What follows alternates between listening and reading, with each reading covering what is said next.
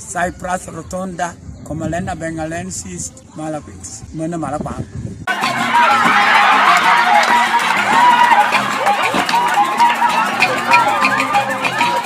There are 5 things that might get you off guard, things you never expected to find in Lango. 5 of them I'll share with you today. So if you haven't done so already, please subscribe and turn on the notification bell. It's very important to turn on the notification bell so that the next time I put up another video, YouTube will notify you immediately and you'll be amongst the first people to watch it. There are 5 things that often catch newcomers to Lango off guard. I want to warn you about them before coming. 5 things. The first thing that often catch newcomers to Lango off guard is seeing traditional performers, traditional dancers, putting on jerseys of football teams from Europe.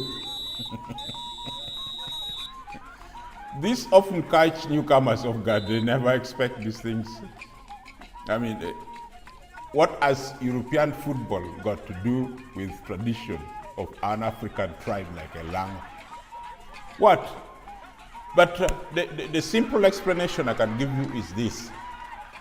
The traditional dance you'll see, the traditional performance you'll see being performed with the dancers putting on jerseys will most likely be the Ikoche dance.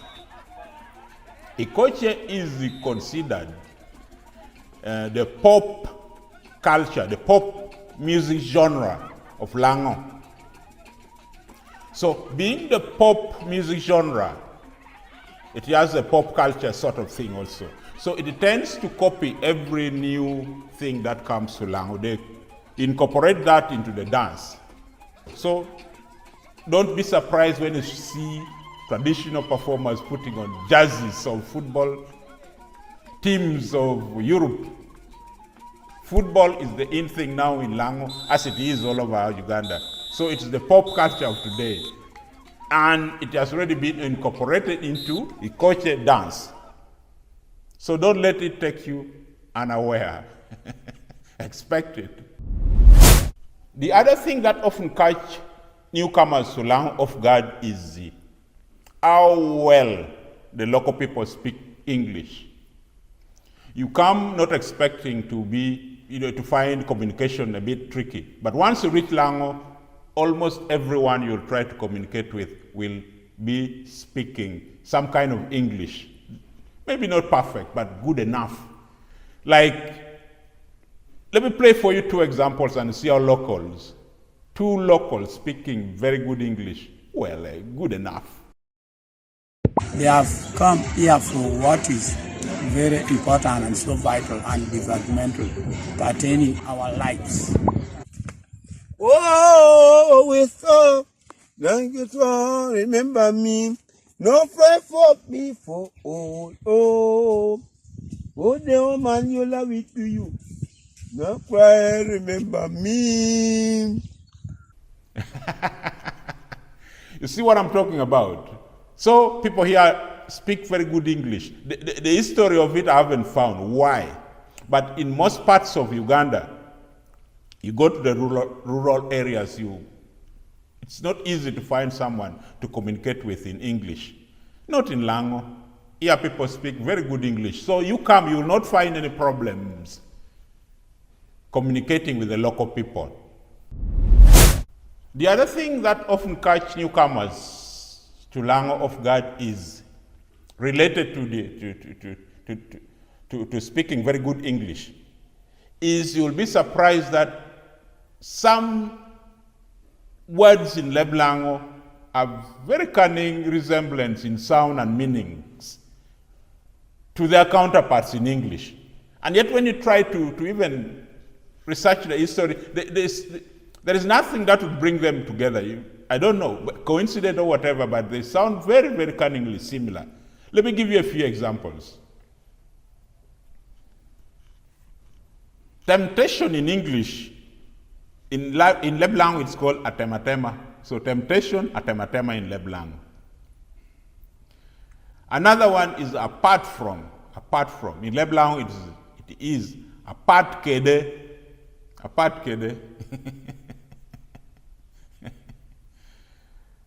Then, to attempt in English, in Leblanc, it is temmo.